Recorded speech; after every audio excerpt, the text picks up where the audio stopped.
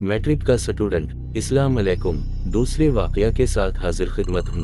मैं मैट्रिक का स्टूडेंट था और स्कूल की बास्केटबॉल टीम में खेला करता था। हमारा गवर्नमेंट हाई स्कूल काफ़ी वसी रकबा पर मबनी है। स्कूल में हर खेल का अलग मैदान है। हम सब लड़के मगरिब के बाद स्कूल इकट्ठे होते। जो लड़का पहले आ जाता वो बास्केटबॉल ग्राउंड के गर्द लगे अलीकटरत पोल पे लगा मेन स्विच ऑन कर देता और ग्राउंड रोशनी से भर जाता। ग्राउंड के गर्द 8 पोल नस्ब थे। गर्मियों के दिन थे। दोपहर से असर तक बारिश होती रही थी और मगरिब के बाद ठंडी ठंडी हवा चल रही थी। मगरिब की नमाज अदा करके मैंने बास्केटबॉल उठाई और प्रैक्टिस के लिए स्कूल चला गया। स्कूल के गेट पे मुझे कोई लड़का ना मिला। मैंने कुछ मिनट इंतजार के बाद जालीदार गेट में लगे छोटे दरवाजे से स्कूल के अंदर दाखिल हो गया। मैं सीधा बास्केटबॉल ग्राउंड गया। जैसे ही मैंने ग्राउंड में पाँव रखा एक पोल की लाइट रोशन हो गई। मैं चौंक सा गई और हैरान हो के पोल की तरफ देखने लगा। उसी वक्त एक एक करके सब पोल्स के बल्ब रोशन हो गए। मेरी हैरानी ये सोच के ख़त्म हो गई कि शायद मुझसे पहले कोई लड़के नया के मैन स्विच ऑन किया होगा और लाइट ना होगी। अंधेरे में ठहरने की बजाय शायद वो चला गया हो और अब लाइट आ गई है इसलिए पुलिस की लाइट्स ऑन हो गई हैं। मैंने ये सोचकर अपनी प्रैक्टिस शुरू कर दी।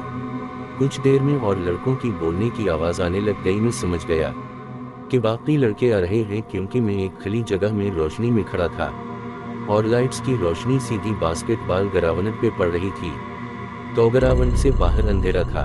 जैसे ही वो लड़के ग्राउंड में दाखिल हुए अचानक पुलिस लाइट्स ऑफ हो गई और ग्राउंड में अंधेरा छा गया। हम समझे बिजली चली गई, मगर स्कूल के बाहर सड़क और लोगों के घरों के रोशन बल्ब बिजली होने का एहसास दिला रहे थे। एक लड़का आगे बढ़ा और पोल पे लगा मैन स्विच ऑन कर दिया। बल्ब रोशन हो गए। ग्राउंड दोबारा रोशन हो गया। लड़के ने हैरानी से कहा कि मैन स्विच तो ऑफ था तो पहले बल्ब कैसे जल रहे थे।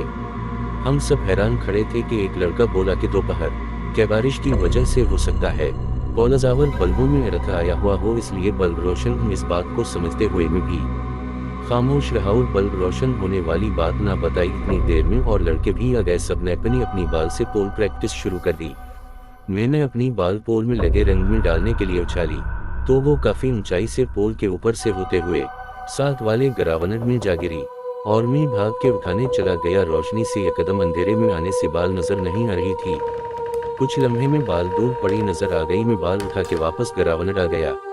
मैंने दोबारा रंग के लिए बाल उछाली। इस बार फिर बाल पोल से काफी ऊंचाई से गुजर गई। मैं फिर बाल की तरफ भागा और बाल ले आया। अब मैंने थोड़ा रंग पोल के पास जाके आहिस्ता बाल रंग की तरफ उछाली। बाल इस बार फिर पोल के ऊपर से गुजर गई। मैं उसी लम्हे बाल के पीछे भागा मगर बाल दूसरे ग्राउंड में यूं आगे की तरफ जा रही हो जैसे इसे किसी ने कुक मारी हो। मैं बाल के पीछे दौड़ता गया। बाल काफी आगे तक चली गई। मैं हैरानी से भागता हुआ बाल तक पहुंचा और झुककर बाल उठाने के लिए हाथ आगे बढ़ाए। बाल पे जैसे मेरे हाथ पड़े मुझे बाल के साथ किसी के पाँव नजर आए। मैंने लाशोरी तौर पे बाल उठा के पीछे हट्टे पाँव से ऊपर टांगों की तरफ देखता गया। मेरी पूरी थोड़ी ऊपर हो गई मगर टांगों का साइज ना खत्म हुआ। मैं डर के मारे वापस भागा।